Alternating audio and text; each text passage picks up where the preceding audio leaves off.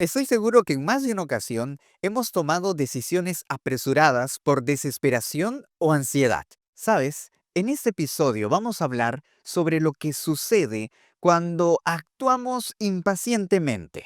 ¿Qué consecuencias traen esas decisiones? ¿Puede un liderazgo permisivo arruinar a todo un grupo? ¿Y qué tiene que ver la historia del becerro de oro con mi vida hoy? Quiero invitarte a escuchar esta breve edición no como algo lejano, sino como una enseñanza práctica para ti y para mí. Si quieres descubrir las respuestas y fortalecer tu vida espiritual, quédate en este episodio.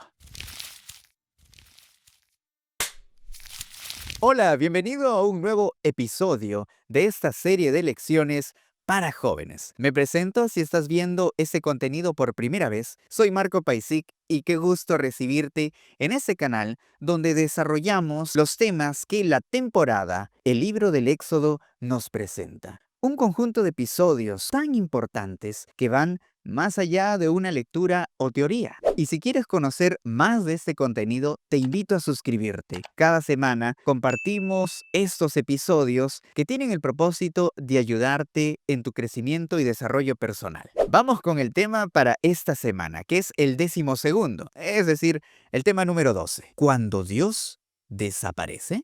¿Es Dios quien desaparece de nuestras vidas? ¿En qué circunstancias podemos pensar de esta manera? ¿En la incertidumbre laboral? ¿De repente cuando la salud está afectada? ¿Cuando los problemas nos abruman y parecen vencernos? El tema de hoy realmente es muy útil porque necesitamos saber cómo actuar cuando Dios desaparece. Para este episodio, nuestra porción de estudio es Éxodo capítulo 32 y me gustaría leer contigo los versículos del 7 hasta el 10. Leamos juntos.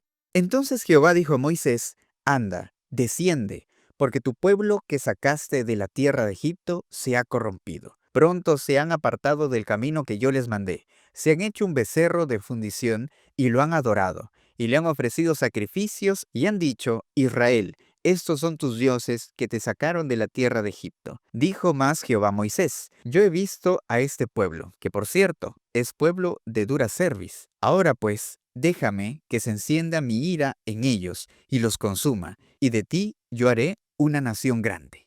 A ver. ¿Qué es lo que está pasando aquí? ¿No era que en el episodio anterior las cosas estaban interesantes, full adoración, pero eso era lo que sucedía en el monte Sinaí? La Biblia es un libro muy interesante que nos presenta también paralelismos narrativos. Recordemos que en el monte Sinaí, el líder de los israelitas, Moisés, había subido para conversar con Dios y conocer aquellas indicaciones que él estaba dando para que el pueblo pueda vivir en orden y también los detalles de la adoración, los elementos, los servicios en el santuario que iba a hacer de Israel una nación diferente y mejor. Pero el pueblo se quedó sin líder. ¿Qué fue lo que sucedió? Los israelitas se habían acostumbrado a tener una fe visual y esta comenzó a tambalear, provocando una incertidumbre, una impaciencia, porque su líder no aparecía. Habían pasado no días, sino semanas, prácticamente más de un mes, y a pesar de que sabían que Moisés había ido para estar ante la presencia de Dios, optaron por sacar conclusiones rápidas y actuar de forma desesperada y sin medida. Y la verdad que es un triste paralelismo narrativo el que encontramos en esta porción de la Biblia. Porque mientras Dios daba a Moisés las instrucciones para el santuario, para que allí se le adore, el pueblo fabricaba un ídolo para representarlo. Mientras Moisés recibía las tablas, que eran símbolo del pacto, del acuerdo que habían decidido seguir con Dios, los israelitas rompían esta alianza adorando un becerro. Cuando Dios estaba revelando su orden, su santidad y su fidelidad para con su pueblo, ellos cayeron en desorden, en corrupción e idolatría. Y eso es algo que pasa a menudo hoy, porque mientras Dios prepara lo mejor para nosotros, muchas veces somos quienes rompemos esta relación porque queremos resultados rápidos o actuamos de manera desesperada.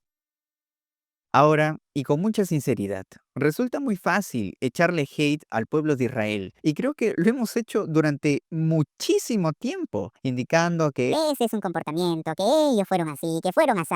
Pero si nos ponemos a pensar, la situación que ellos experimentan no resulta muy familiar.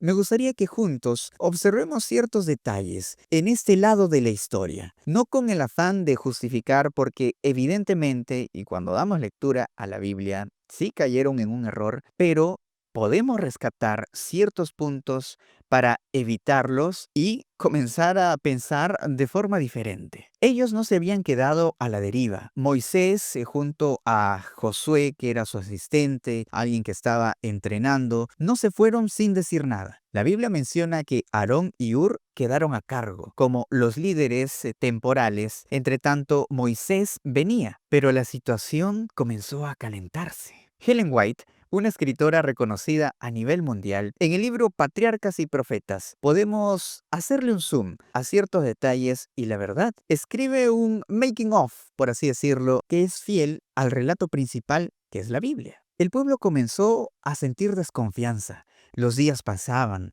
las semanas transcurrían y la incomodidad e impaciencia los llevaron a tomar ideas random y dentro de ellas tener un nuevo Dios. Probablemente habían personas fieles que no estaban de acuerdo con esta iniciativa, pero su deseo de tener un Dios presente y visible fue más. En ese sentir del pueblo podemos identificar una actitud que hoy puede estar presentándose en nuestra vida. Frente a la incertidumbre, ¿estamos actuando con impaciencia? Por otro lado, Aarón, hermano de Moisés, quien estaba a cargo del pueblo y había visto y también sido un instrumento de Dios, estaba sintiendo la presión del pueblo. Él cede. Su liderazgo fue permisivo y en vez de honrar a Dios defendiendo su honor, se vio involucrado en este terrible error del cual muchos estaban siendo partícipe. Y aquí me gustaría resaltar algo, y es que la mayoría de veces, por nuestra edad, cuando de repente tenemos un liderazgo o se nos da una responsabilidad, tratamos de ser complacientes y puede que nuestros principios se vean afectados. Creemos que para ser buen líder tenemos que caerle bien a todo el mundo, ser chévere con todos, pero no siempre es así. Los principios no son negociables. Y a Aarón le faltó carácter. Y subrayo, carácter no es ser una persona prepotente que comienza a decir las cosas sin reparo. No, no, no. Tener carácter es ser una persona con firmeza y límites. Tristemente, los israelitas comenzaron a hacer cosas terribles. Rompieron su pacto con Dios, el Dios verdadero, por un Dios falso, por una estatua, por un objeto que era inanimado, sin vida. Dieron rienda suelta a todos sus impulsos y deshonraron a Dios. Fatal. Todo lo que estaba sucediendo era gravísimo. Ahora, podemos decir, No, pero ellos estaban tomando sus propias decisiones. y sí, tenemos la libertad para elegir. Podemos hacer todas las cosas que quisiéramos por el libre albedrío, pero no todo nos conviene. No toda elección es correcta. Sin embargo, en medio de toda esta situación realmente indignante, Dios demuestra ser misericordioso, no es impulsivo, y le dice a Moisés lo que está sucediendo. Dios es omnipresente y sabía con detalle lo que estaba sucediendo con Israel. Habla con Moisés para decirle todo lo que estaba pasando. Y si nos fijamos bien en el capítulo 32, en este diálogo entre Dios y Moisés, hay un juego de palabras muy interesante. Dios le dice que baje porque su pueblo, el de Moisés, el que él sacó de la tierra de Egipto, se había corrompido y la forma en la que lo dice muestra su evidente rechazo a la idolatría y también la ruptura de esa relación. El líder hebreo, con mucha humildad, reconoce que es el pueblo de Dios. Y en medio de las palabras contundentes que se mencionan, Moisés vio un rayo de esperanza, una oportunidad para interceder. A pesar de que Dios le había ofrecido empezar de nuevo con él y que sea el nuevo padre de las naciones, Moisés no es oportunista, sino que la lucha por su pueblo y apela a Dios dándole varias razones. La reputación que él tendría ante las naciones, especialmente Egipto, le recordó que él fue quien lo sacó milagrosamente de esa tierra de esclavitud y le trajo a memoria aquel pacto que hizo con los patriarcas. Dios lo escucha y le da una oportunidad. Hay más detalles y solo podemos ver a un Moisés claro, firme y bondadoso, uno que reflejaba su conexión con Dios.